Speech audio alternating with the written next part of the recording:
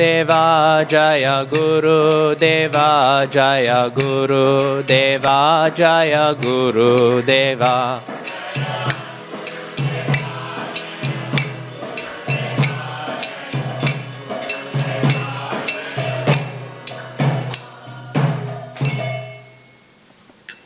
Jai Nitya Lila Pravishta Om Vishnupad Paramahamsa Parivrajacharya Stotra Shada Shri Srimad-Bhagavatam Charanaravinda Bhaktivedanta Swami Srila Prabhupada Ki Jai. Jai Nitya Lila Pravishta Om Vishnupad Paramahamsa Parivrajacharya Stotra Shada Shri Srimad-Bhakti-Siddhanta Saraswati Thakur Maharaj Srila Prabhupada Ki Jai.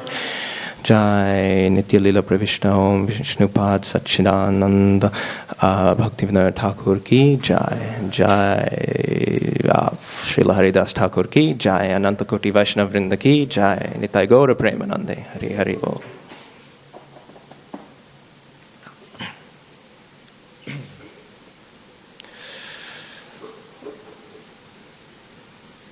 Om Namo Bhagavate Vasudevaya.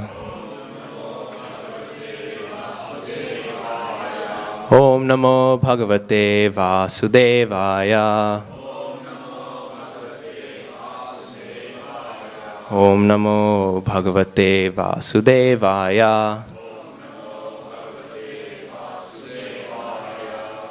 Okay, reading today from Canto 1, Chapter 19. Text 5. Atho vihāyemam amucha lokaṁ vimarśitau heyatayā purastāt kṛṣṇāṅghri-sevām adhimanyamāna upāviśat prāyam amartya-nadyām atho vihāyemam amuṁ ca lokaṁ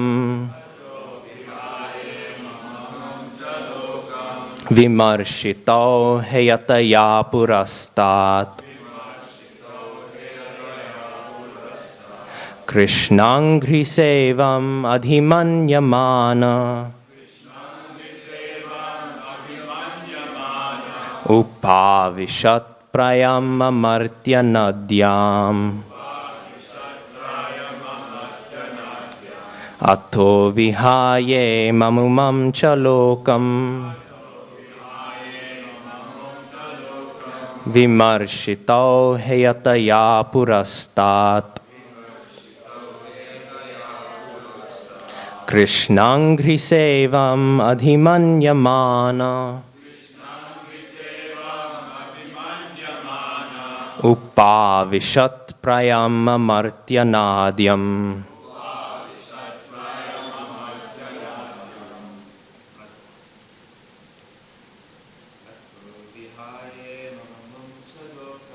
Atho vihāyemam amuṁ ca lokaṁ vimarśitau heyatayā purastāt kṛṣṇāṅghri-sevām adhimanyamāna upāviśat prāyam amartya-nadyām.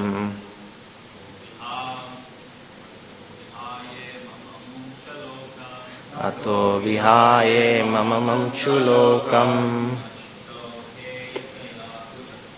vimarśitau heyatayā purastāt kṛṣṇāṅghri-sevām adhimanyamāna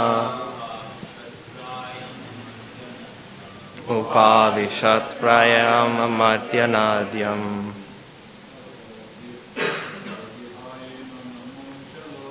Atho vihāyemam amuṁ ca lokaṁ vimarśitau heyatayā purastāt kṛṣṇāṅghri-sevām adhimanyamāna upāviśat prāyam amartya-nadyām. Mataji's. Atho vihāyemam lokaṁ vimarśitau heyatayā purastāt kṛṣṇāṅghri-sevām adhimanyamāna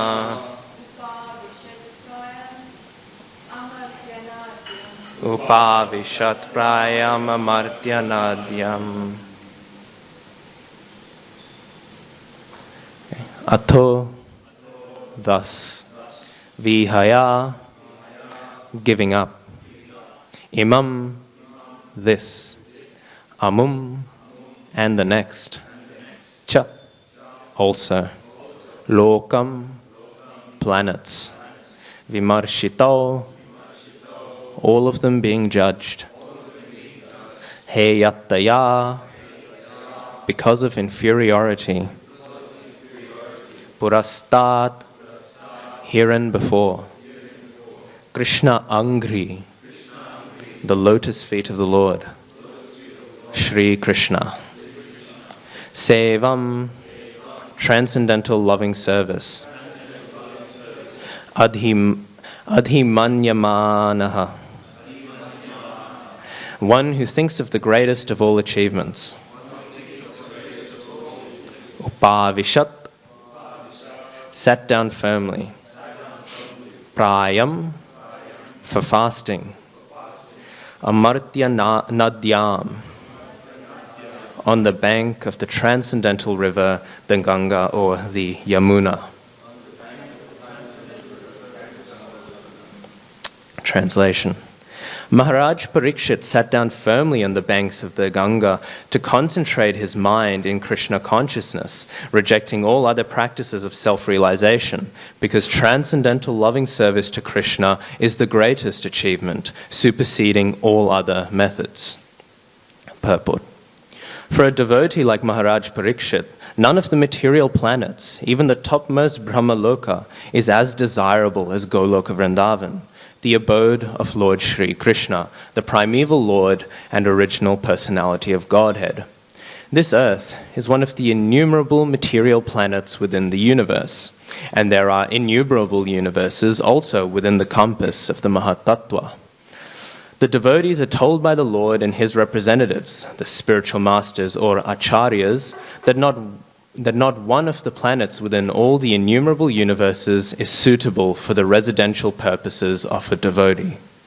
The devotee always desires to go back home, back to Godhead, just to become one of the associates of the Lord in the capacity of a servitor, friend, parent, or conjugal lover of the Lord, either in one of the innumerable Vaikuntha planets or in Goloka Vrindavan, the planet of Lord Shri Kṛṣṇa. All these planets are eternally situated in the spiritual sky, the Paravyoma, which is on the other side of the causal ocean within the Mahatattva. Mahārāja Parīkṣit was already aware of all this information due to his accumulated piety and birth in a high family of devotees, Vaishnavas, and thus he was not at all interested in the material planets. Modern scientists are very eager to reach the moon by material arrangements, but they cannot conceive of the highest planet of this universe. But a devotee like Mahārāja Parīkṣit does not care a fig for the moon, or, for that matter, any of the material planets. So when he was assured of his death on a fixed date, he became more determined in the transcendental loving service of Lord Kṛṣṇa by complete fasting on the bank of the transcendental river Yamuna, which flows down by the capital of Hastinapur in the Delhi state. Both the Ganga and the Yamuna are amartya, transcendental rivers, and the Yamuna is still more sanctified for the following reasons. Again, the translation. Mahārāja Parīkṣit sat down firmly on the banks of the Ganga to concentrate his mind in Kṛṣṇa consciousness, rejecting all other practices of self-realization, because transcendental loving service to Kṛṣṇa is the greatest achievement, superseding all other methods. Translation and purport by His Divine Grace, A.C. Bhaktivedanta Swami Srila Prabhupada Ki Jai. Is that right? Okay, he doesn't. Om Jnanatimirandhasya Jnananjana Shalakaya Chakshurunmilitam Yena Tasmai Shri Gurave Namaha Shri Chaitanya Manobhishtam Sthapitam Yena Bhutale Swayam Rupaha Kadamahyam Dadati Swapadantikam Vandeham Shri Guroho Shri Utapadakamalam Shri Gurun Vaishnavamscha Shri Rupam Sagrajatam Sahagana Raghunathan Vitam Tam Sajivam Sadvaitam Savadhutam Parijana Sahitam Kṛṣṇa Chaitanya Devam Shri Radha Kṛṣṇa Padan Sahagana Lalita Shri Vishakhan Vitamscha He Kṛṣṇa Karuna Sindhu Dina Bandhu Jagatpate Gopesha Gopika Kanta Radha Kanta Namostute Tapta Kanchana Gaurangi Radhe Vrindavaneshwari Vrishabhanu Sute Devi Pranamami Hari Priye Namo Mahavadanyaya Kṛṣṇa Prema Pradayate Kṛṣṇāya Kṛṣṇa Chaitanya Namne Gora Tvishe Namaha Jaya Shri Kṛṣṇa Chaitanya Prabhu Nityananda Shri Advaita Gadadhara Shri Vasadi Gora Bhakta Vrinda Hare Kṛṣṇa Krishna Krishna Hare Hare Hare Rama Rama Rama Hare Hare.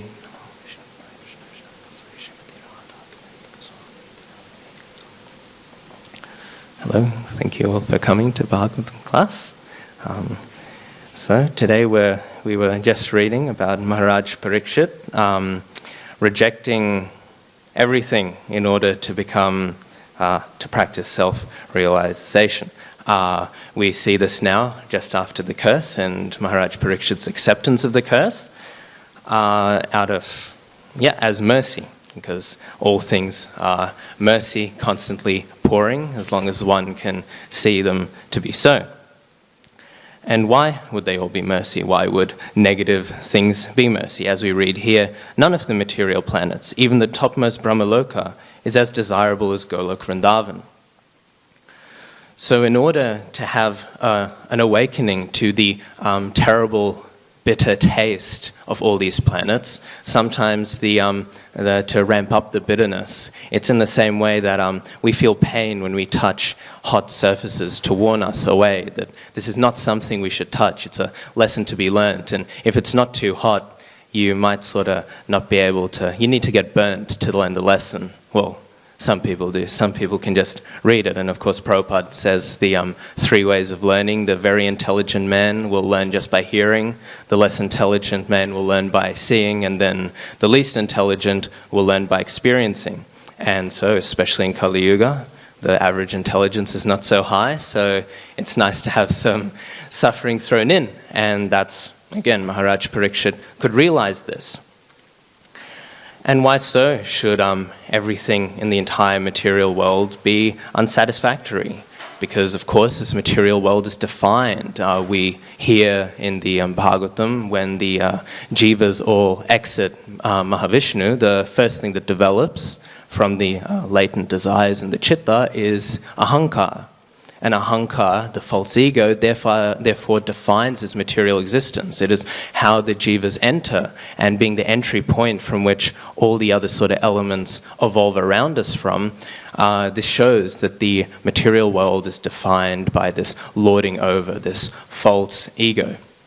And so, by definition, it cannot be satisfactory, because that which is false, by intuition, can't be the sat chidananda. It cannot be something which is permanent, which can be a genuine source of joy. And defined by this rebellion, by this rejection, it will therefore be tasteless. But sometimes, even then, in devotional service, we can, at least I can, come to it and still maintain this ahankara. So long we used to it in this material world since time immemorial that it can be hard to sort of abandon. And sometimes we will think, I know, often speaking to people, their impressions of Vaikuntha or Goloka Vrindavan is honestly that of a heavenly planet. You speak to them and they're like, finally, I won't have to suffer anymore. Finally, I'll be able to enjoy. But of course, that is again a false ego-based ahankaric conception of the spiritual world. It's again thinking, oh, so this is what Vaikuntha, this is what Goloka Vrindavan can offer me, not what I can give to satisfy Kṛṣṇa. And then, of course, which is the true ego, the true identity. Indra Prabhu, there's that famous pastime of his when he was chanting his rounds, and then he sort of, in frustration, he said, I know I'm not this body, but then who am I actually? What is the true ego? Because, of course, we hear there's the impersonalist sort of propensity to vanquish the individual, and, of course, that's appealing when the individual we think we are is that of the false ego and what the false ego is constructed. But when one truly ponders what it means to be an individual person, to sort of dispel that as in an unnatural state. So to merely remove the false conception of self is one thing, but then to enter into the true self is another. And of course, what is the true self? We are the Shakti, emanating from the Shaktiman. We're meant to be turning ourselves over in service. So that's, yeah. So by definition, the material worlds cannot be satisfactory because they are built around us trying to very vainly satisfy ourselves. And then Golok Vrindavan and the Vaikuntha planets are defined by trying to please Kṛṣṇa. And Golok Vrindavan, as we read here, is the place where we find the moods of a servitor, or more so, a friend, parent, or conjugal lover. And that is why the service rendered there is the greatest, which is why it is such a high goal for us all. It's not that, it's not, of course, that the people in Vaikuntha are dissatisfied with being there, but still, we are given the opportunity to render this greatest service in Goloka Vrindavan. I heard once the comparison is in the same way that you might see Goloka Vrindavan is listed among the Vaikuntha planets, but it's done so in the same way that a very strong light, even if put far away enough, will seem as bright as weaker lights that are closer to one. But the effulgence and glory of Goloka Vrindavan is actually much, much greater. And it's not, as is often said, that, well, not that it's often said incorrectly, but it can be often misunderstood because we hear, in order for friendship and parental rasa and conjugal rasa to be manifest, there needs to be madhurya, there needs to be a sweetness. But it's not that the aishvarya, the opulence aspect is not present, but in the same way, it's just covered. So sweet is the madhurya in Golok Vrindavan. The actual opulence and glory of Golok Vrindavan, that sort of kingly, majestic rule of Narayan, is all there, but it is so densely covered by the sweetness that is in Golok Vrindavan that it is no longer perceptible. We hear so many wonderful pastimes, like Nanda Baba is a devotee of Nrsimhadev, we hear, and I remember hearing one pastime, I think it was from Guru Maharaj, I can't remember who, but he was saying Kṛṣṇa, when he's a little child, sometimes he won't be going to sleep, and so Mother Jashoda will hold him and he's afraid, Krishna's afraid, reciprocating in sweetness this parental rasa, and Kṛṣṇa will say, you know, there's so many demons in Vrindavan, what if one gets me? What if one gets me? What if he takes me out?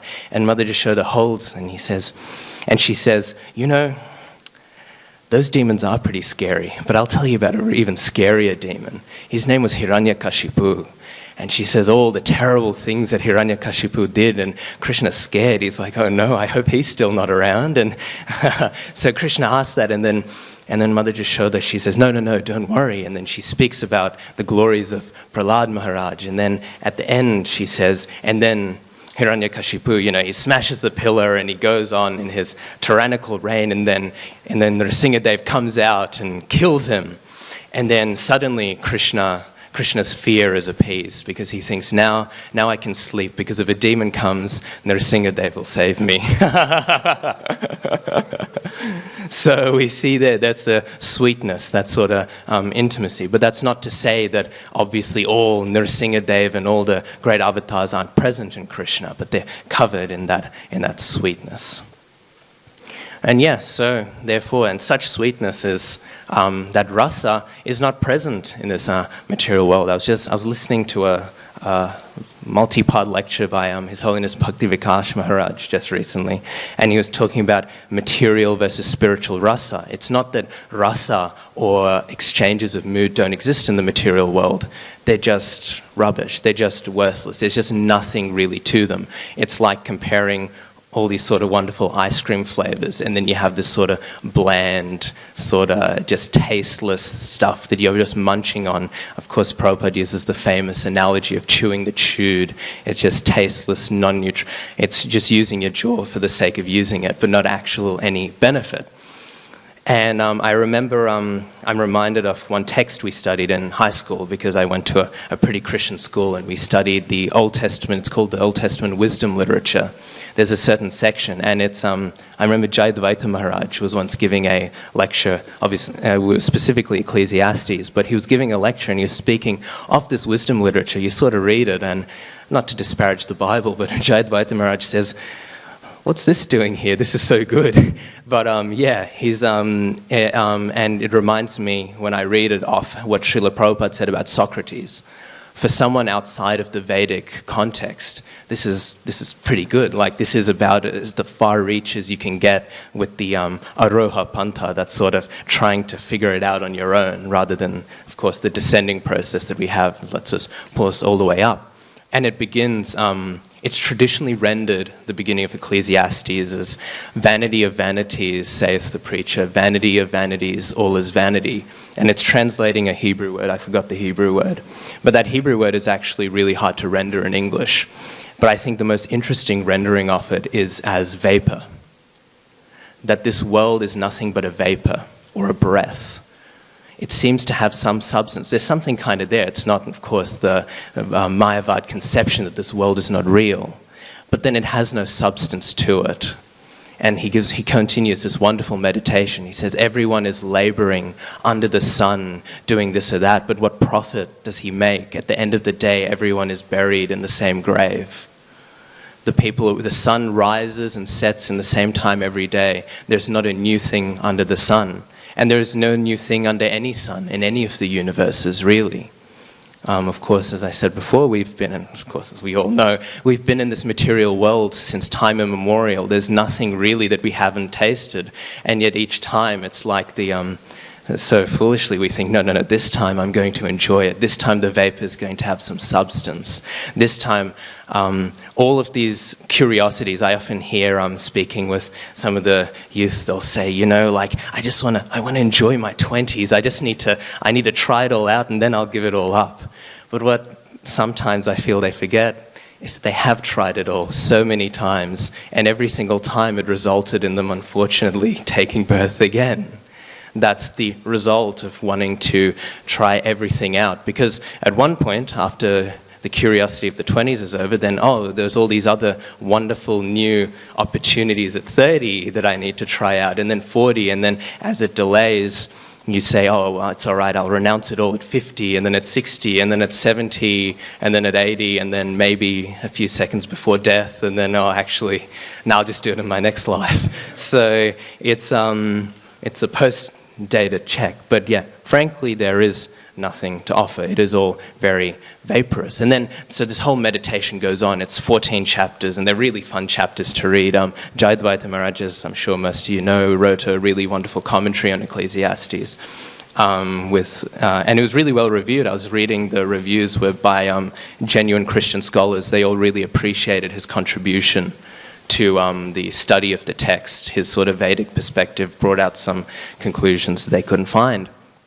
And then it ends with this meditation saying, yes, everything is vapor, everything is worthless. So therefore, with this realization, turn onto the Lord, worship the Lord, because that is where substance is found. That is where the vapor, even the vapor itself, can have substance when attached to that. And then once fully transcended, that's where substance itself lies.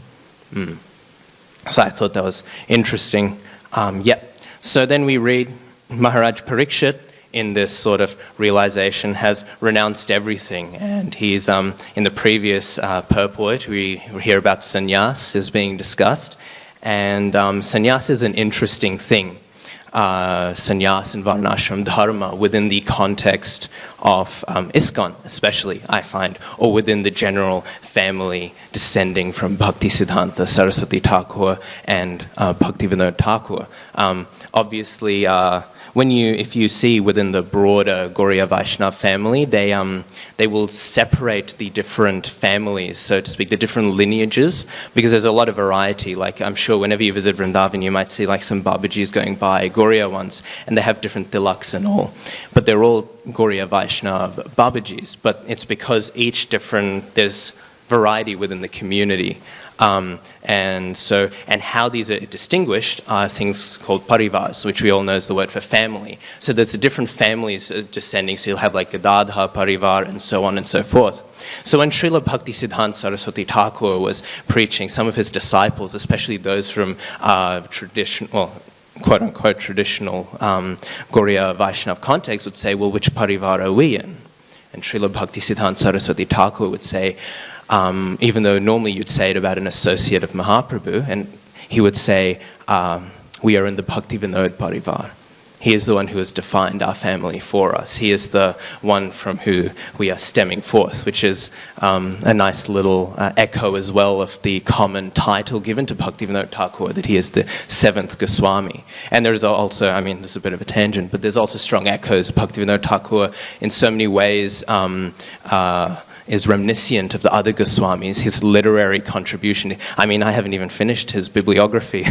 When you look through it, all the texts he wrote, just like the Goswamis, who were commissioned by Mahaprabhu to encapsulate his philosophy. He also discovered Mayapur-dham, as the Goswamis helped uncover Vrindavan, Srila Bhaktivinoda Thakur. So those are just some ways that he echoes being a Goswami. But interestingly enough, in his writings, we find the idea, the sort of notion of Daivi Varnashram. And Varnashram has an interesting relationship, because then, even though that's sort of in a seed form, Bhaktivinoda Thakur still seemed to function within the world of Babajis and Vairagis of the type before Bhaktisiddhanta Saraswati Thakur. That's where the seed came forth, and Bhaktisiddhanta Saraswati Thakur obviously implemented that on a larger scale with his taking of sannyas, the reintroduction of saffron cloth to the Gauriya Sampradaya. Because prior to that, a lot of the rhetoric was that because the pure devotee is beyond material things and Varnashram is how to organize material society, therefore we are in a rejection. I know in some groups they would actually take off the Brahminical thread and they would remove it because they were moving outside the scheme of Varnashram. But Bhaktivinoda Thakur saw, in order to reject Varnashram, you sort of have to have entered it first.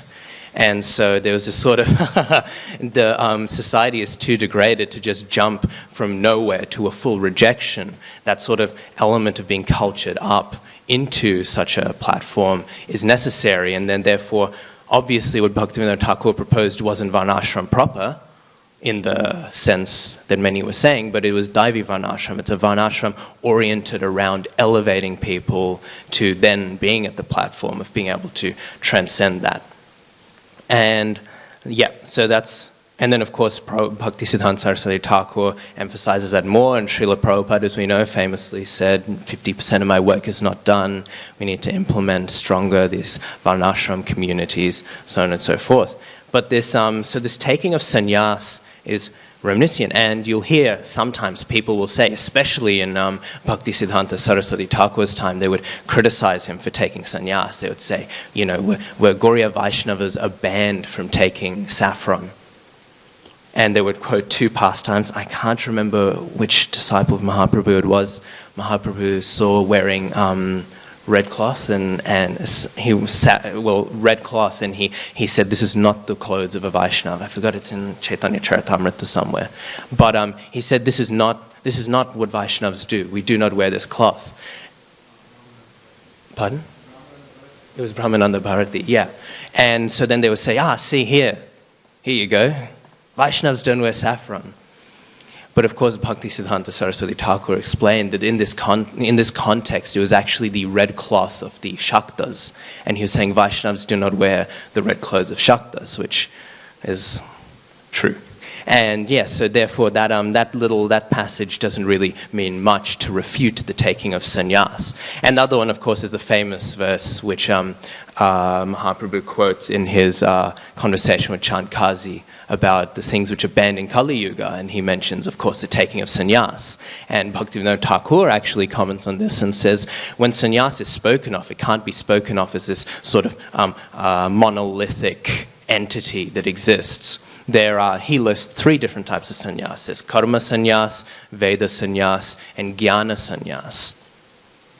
Jnana sannyas is the sannyas of the Mayavadan, who has decided, I will now renounce the world and meditate and leave, merge into Brahman.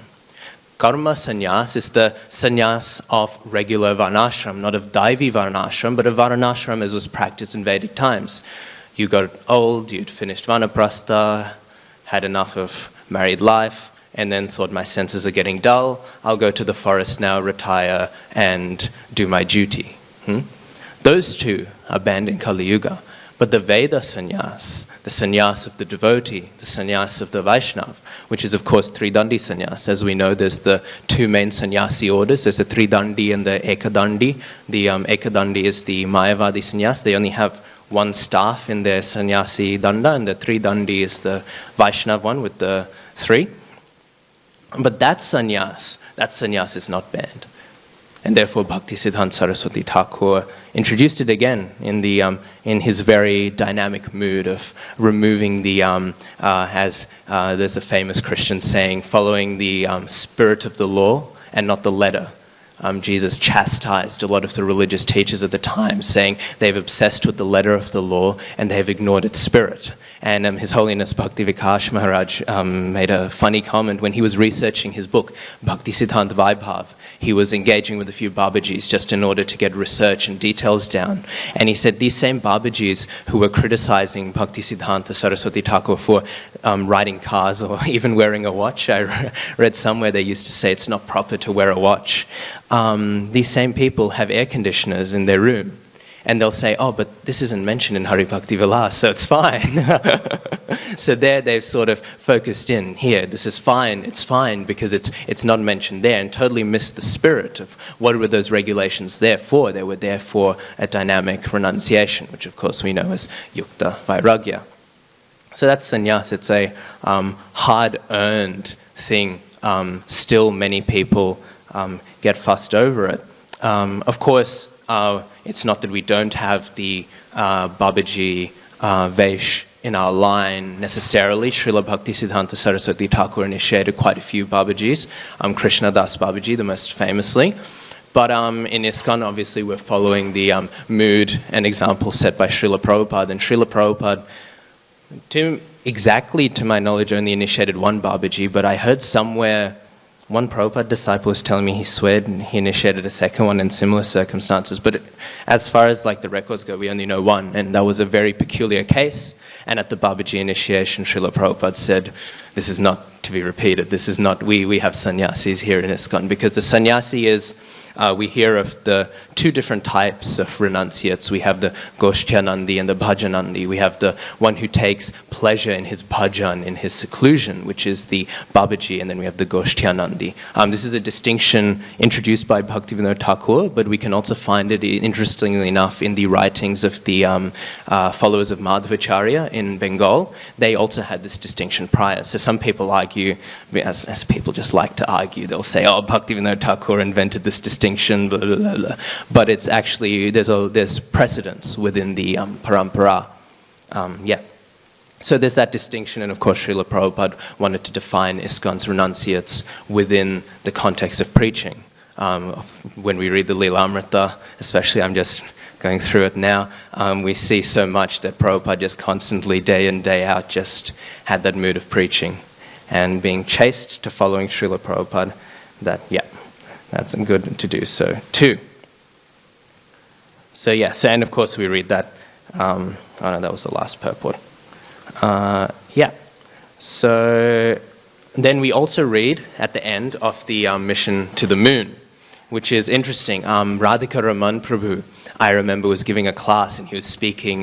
He's a very scholarly person, Radhika Raman Prabhu. He's like a prodigy. He went to university, I think, when he was 14 or something, and then I think he graduated with his PhD at like 22 or something, and he's a disciple of Hanumat Preshaka Maharaj.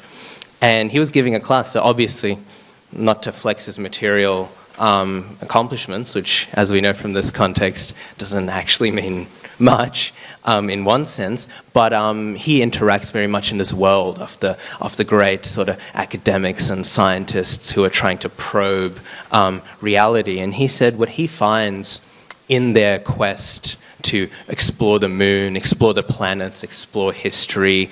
He said he finds that inkling of the emptiness again of the material world, of that vaporness. They realize within myself I have no joy, within my sense gratification even I have no joy, and they sort of search out. But again, because they are stuck to that aroha pantha, that trying to climb up the ladder of transcendence rather than being pulled up it, they have no success. He said he finds this exploring of space. It's just this yearning that, yes, there'll be some meaning outside of me. Maybe I'll find it, but obviously there is none. There's just, as Prabhupada said, even if they did go to the moon, what did they get? A few rocks. Jai. What a great use of money. And then yeah, so that's why many people sometimes get in a fuss over Srila Prabhupada's criticism of the moon landing and so on and so forth. But I mean, I never saw an issue with it. Even if you were to say it happened, it's still, even if you were to say it happened and it wasn't totally bogus, it still is totally bogus, in that it was a complete utter waste of time and money. And it was a complete, utter waste of human effort, which could have so much better. I was watching, we were watching in high school a documentary about the hours and hours of non-stop work that went into what? Hurling, say it did happen, hurling a little piece of metal into space and then putting a little flag that now by their account has faded away. And then saying, Jai, look at this great achievement. Kennedy so famously said, you know, we don't do it because it's easy, we do it because it's hard. Well, the Sankirtan movement is much easier and will get you much, much further in one sense. But yes, it's just a straining of pointlessness. So yeah, so that's the pointlessness of going to the moon planet or going to any planet. We're finding here sort of a material confirmation. What has happened to society? What great thing has been done by purportedly going to the moon? And we read in previous purports, Prabhupada's criticizing these governments. They're saying, oh, you know, we can't endorse spiritual education, but we can endorse flinging a few people out into space. That's a good investment of money, but no. And so then, and now we see, they realize now, you see all these big initiatives, especially I know in high school, especially in the later years, because mental health is such a big issue now. But they can't endorse the actual time-tested, bona fide known ways of addressing these issues. So they have to put this sort of shoehorn, secular sort of mumbo-jumbo in. And I remember I found no one that I knew was benefited from it, be they atheist or theist, because again, it's just a fool's errand. So they've sort of realized, oh, maybe we should put some funding into this. And Srila Prabhupada often asked to put some funding into, and says that it's the government's duty to enable spiritual education. That's why we read in the previous chapter, Kali had to ask for the 4 places to reside, and then the 5th, he had to ask because there were none of those 4 sinful places. He was sort of thinking, what did I get? This is nonsense. This is a fool's bargain. Like, where can I find places of alcohol, of brothels, all of these nonsense illicit things? Where can I find them under the rule of such a noble and perfect king as Parikṣit Maharaj? And then even later on we read, even his request to dwell where there's lots of money, Prabhupada writes in the purport, even that wasn't really that successful. He had to find the pride of a Brahmin, and then finally he could enter which is, I mean, it's a bit tangential, but it's a really, I found that a very instructive thing. Kali Yuga was finally able to be manifest not by any of the vices necessarily. Its fall down was found in pride over spiritual knowledge. That's where the entry was. But yes, so we see that from the example of such a great king, that it's meant to be funded, this spiritual knowledge. But of course it's not. Instead, it's for fool's errands like moon landings and whatever they're doing now. They're apparently wanting to go to Mars, and I'm sure they'll have a great time doing it, and then it'll still be the same frustration for millennia and millennia unless, and of course we read, there's that little booklet, I don't know if anyone's read it, A Message to the Youth of India. And there's that little, you read Srila Prabhupada's notes on what he wanted to tell, I think it's Indira Gandhi, was it that he met? Yeah, that he wanted to tell her how to reorganize her government.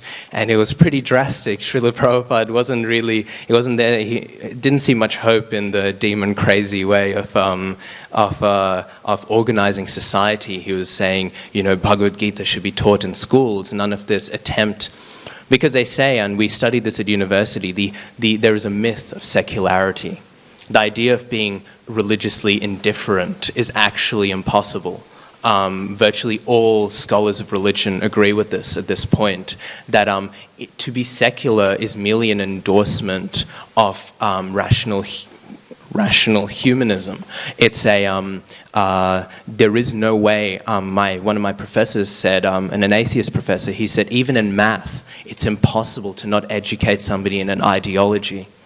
And the ideology then which arises, if you're teaching in an apparently secular context, is that of whatever that common experience we all have, which is our senses. It's the sense gratification. It's this idea that through science we can know everything. This is the narrative that has to be taught.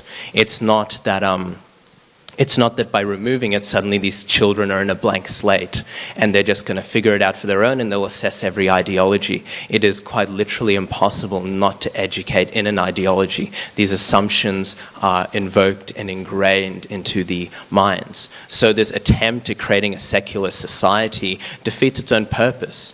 Because especially atheism, it was really interesting. We did a whole study of the atheist movement, and that itself is very religious. Obviously, we hear that often, but I thought it was really interesting to hear my professor, who he openly says, I don't believe in a God, but he says, but you know what, that's a religion itself. He went to an atheist convention once, not as a member, but as a scholar, to observe them. And he came with the standard list of religious rituals and all the identifying features we have of religion. And he found each and every one. He found their prophets, their great teachers. He found their scriptures. He said the funniest point in the whole seminar was this person brought out The God Delusion by Richard Dawkins. And he came really nervously to Richard Dawkins and he said, hello, and he almost bowed down. And then he gave this book. He said, could you please sign it? And he said this grown adult is there speaking to Richard Dawkins as if he's some god man walking the earth. And he said, this book has changed my life. I read it every day. I live by what it says. And he said he's seen more devotion in him than he sees in the average church that he studies. So, so all these features of religion are there everywhere. There is no agendaless agenda, as much as we like to, as much as we hear, they like to throw around this idea we're in a free country, we don't endorse any religion. But by the endorsement of no religion, it is actually the endorsement of a very aimless religion. And that's why we see the new atheist movement following Dawkins and all the lot has severely reduced in momentum as these people sort of realized, as there's another funny thing my professor said. He said at one point you sort of realize that trying to propagate aimlessness and emptiness to the universe is a kind of boring task. One day you sit down and you sort of think, wait a second, why am I putting so much effort into convincing people there's nothing? As Prabhupada once said, there was this one, some speculative philosopher, and he was saying, deep down we know everything already. We've already realized all the truth, You don't need to read books, you don't need to listen to lectures. And then Prabhupada said, then why are you writing books and giving lectures? So it's the same sort of effect we found. But yeah, so that's the emptiness of the material world. not a very nice place, and no matter how nice they try and make it and sort of reappropriate. Oh, another interesting point before I finish then, I thought was Prabhupada often criticizes the isms, and they're the other religion that arises, and that has to do with the idea of the government. When people started killing kings was the time when the roots of secular notions began, because originally people thought of kings as God's representative, and of course we read in Bhagavatam that is actually a good notion. If the king is pious, he should be treated so. And people had this attitude all over the world, of course, because the whole world was Vedic at one point, so there's a little remnants here and there. But when the fanatic Puritan Christian fundamentalists in the Middle Ages killed King Charles I, they killed him. And then suddenly everyone was like, wow, we killed God's representative and nothing happened to us. And they set up a dictatorship. It was one of the first dictatorships. And then, of course, everyone said, actually, the king was better, and they killed that dictator and brought back the monarchy. And then we have the British monarchy that we have today. But that planted the roots. And as these sort of roots grew into this idea, then people started thinking, hey, I'm an individual, I can do. And then as this idea built up, then you had these notions that the individual is sovereign in society, not the ruler. And as these sort of develop, people realized we can't actually holistically tie together nations. And that's where nationalism and patriotism had its birth. They needed something that can tie together everyone in a nation. Because what they found, the great sort of leaders in the history, we can't control our people, and the only way that used to be able to unify people was religion. But now that we've sort of thrown away with religious values so that we can do again whatever we want, so that we can throw God out of the window and be the highest authority, we can't tie these people together anymore. So the idea of patriotism and nationalism was introduced, and again we did the same thing. My professor, we watched the presidents getting sworn in, and he said there's no other way you can explain this than religion, that a grown man would see a piece of fabric flapping in the wind and sing a song that no one really even understands, like the English is so archaic, and then he will tear up and have such a profound experience holding, and these whole audiences will get goosebumps. That's just some pseudo-religious spiritual experience, and that's what they did. Same with virtually any public holiday. You go and you analyze it, there's all these religious things, and they were introduced as this sort of Kali Yuga substitute in order to keep people devoted to the state rather than to God, because of course they kicked God out of the state in order to perpetuate the myth of secularity. Anyways, I don't want to ramble too much, but I thought that was interesting.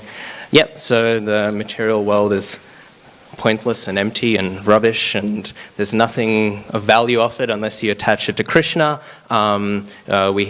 We should utilize every moment, because even if we try to explore ourselves, we have already done so for many millions of years. Why waste even a second now? There should be no taste left. We're just chewing the chewed, and we see Parikṣit Maharaj here is giving a nice example of embracing that reality and accepting calamity as typical of this material world, and a nice reminder that we should renounce it. Questions? I mean, I think we'll wrap up, but questions? No? Okay. Yeah. Oh, no. Spiritual skies and the side of resurrection, which is within the atho, representing the level of material existence. So I don't have that.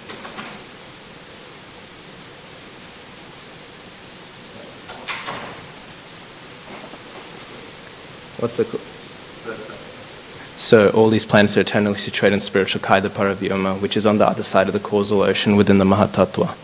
Well, I guess the Mahatattva, I mean, the causal ocean borders with both, so I guess you could say it's included, because it's sort of, I mean, not in the technical Tatastha sense, but it borders on both in another Tatastha sense. It's touching both domains. That's how I would understand it. Would you say that's right?